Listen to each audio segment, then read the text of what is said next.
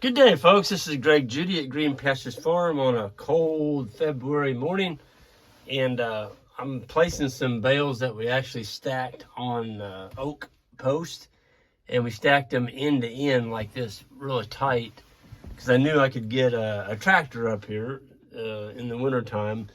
When we place them out on the pastures where we're going to feed them at, like in September, that's when we buy our hay, normally August, September. We go ahead and stack them where we can back our bale unroller, the ATV Greg Judy bale unroller, right into them. But here, we just stacked, because we didn't have the space to do that.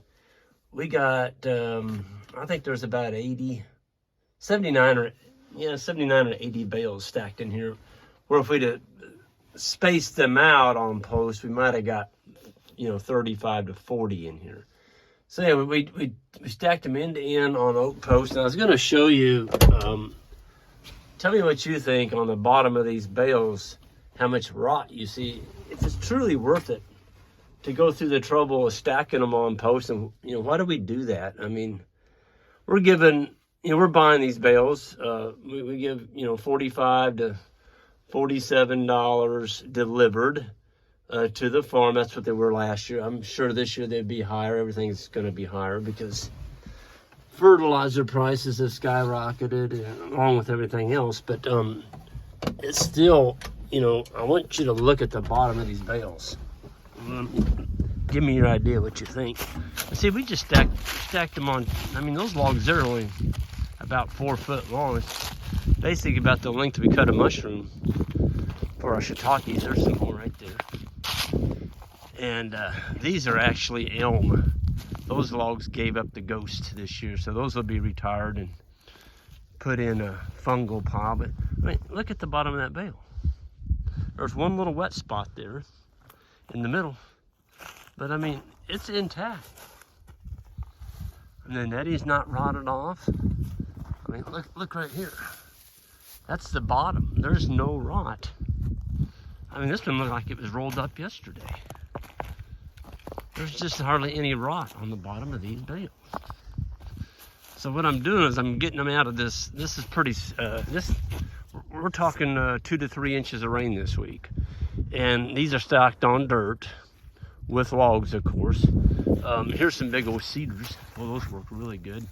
Cedars laying on top of the ground like that will last probably 10 years. But look at that bale. I mean, there's just no rot. And it doesn't take that long to do it. I mean, you gotta take care of your post.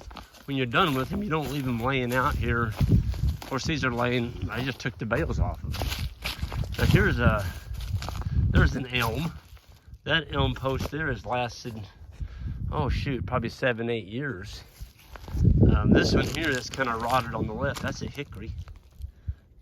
It's showing a little wear, but see, this is where we stack them all up.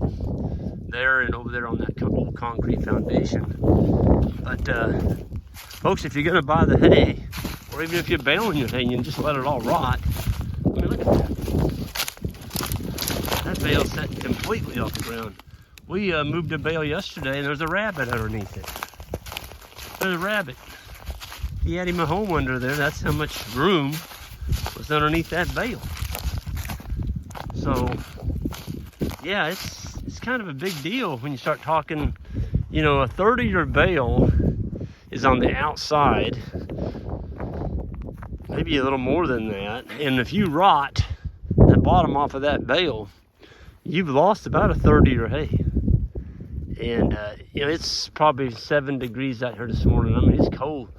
But there's heavy rains coming. It's going to get spongy, and might get a early, what we call mud month. I don't know. It's supposed to be up in the 40s and the 50s, which I don't mind the warm weather. But, I kind of like this cold weather to get some freeze in the ground because the boys are back there moving the mob right now. We were going to bring them up on the ridge this morning.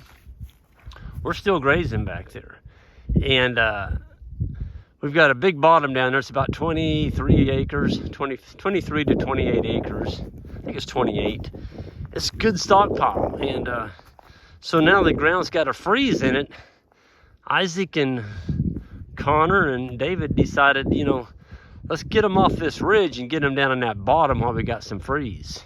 And so you got to change your grazing plans like that. I mean, we had it planned out that we were going to do the ridges, and then on, let's see, this is Saturday, February 12th.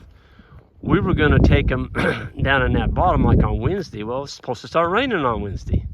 So we're going to get that bottom grazed off and have the cattle out of there and be back up on these ridges when we get that. They're forecasted heavy rains on Thursday. I think it's like Thursday and Friday. I'm not going to complain about the rain. We need it. We're extremely dry. The ponds could use some water in them. You know, when you go in, we're, 60 days from grass. Yeah, well, not less than that.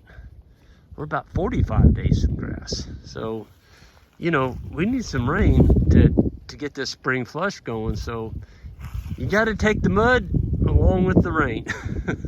Because in the wintertime when things aren't growing, you get a lot of rain, you're going to have some mud. But you got to keep your cattle moving. That's what we do. So anyway, it's really nippy out here. But I wanted to show you, the boys and I did a little improvement to our cattle corral yesterday. I was going to show you, maybe I put this at the ground so y'all don't get, people that got vertigo, kind of messes with you. Sorry about that. Anyway, we had this is our holding pen over here, and we put the whole mob in this grass trap here on the left, and then our corral's right here next to it. And we can put about 400 head in there, in that grass area. And then we just sort off, 25, 30 at a time and bring them into our corral here. Well, we had a great big cedar corner post right there. And you can see what's left of it. It was 12-inch diameter, and that darn thing rotted off after 21 years. Came out here, and my high tensile fence was all laying on the ground right here. So what we did is we used these RP, I can't remember the name of them. Now I get these from Powerflex. They are the best insulator made. And we hooked right onto our corral for our corner posts. Now that's insulated. You don't want to touch that right there. There's 8,000 volts in that. Anyway, we didn't have any way to get into that holding pen from the corral anymore. We used to just shoot right through here. There's about a 2-foot gap there you could squeeze through. Well, we don't have that anymore. So we did this. I took some of our oak, this is some of the oak lumber that we milled, and we built ourselves a staircase. We can just walk right up here, and there's the man killer. That driver weighs about 47 pounds, and Jan and I used to run that thing before we ever had interns. We would drive those posts with that big thing. It's got a 4-inch pipe on it. Anyway, we used it yesterday to drive this. That's got an 1.25 inch solid fiberglass rod in the middle of it. And you need something here to hold on to get up here so you don't fall off. So that's what you might call that my steady bar. Anyway, it's close enough to corral the cattle can't really rub on it. And yeah, we made a nice set of stairs there. This is an old silage pit. Shed. There we go. This is an old silage pit here. They used to store silage in here, and I thought, well, you know what? It's got a concrete floor in it. Make a pretty good place for a handling facility. So we put our Easy Does It system in here, and it's all right. That head catch is okay, but boy, I've got one. The Lakeland one I did here. Oh, it's been a month or so ago. I think I'm gonna take this one out and put that Lakeland in here. It's just got so many more bells and whistles. It's easier to use. It's just got some really neat features, and I can set it right here on concrete. So that's what we're kind of thinking about doing. We got several holding pins here. Just works really nice. It's stout. The cows aren't going to break out of it. If you got a cow that'll jump a 5-foot concrete wall, you need to get rid of her. she shouldn't be in your herd.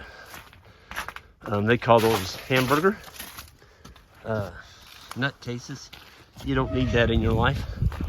But anyway, I'm gonna go back and start placing the rest of these bales. It's cold out here, man. Just wanted to give a plug out to the grazing school is coming up. The one in Texarkana, that's gonna be this week. That's Friday, Saturday. And then our grazing school, the beginning grazing school, is already sold out. We do still have some spots available in the advanced grazing school, which is the next week. And Greg, Brand, and I will be tag teaming that school. It's a 3-day, and it's the second week of May.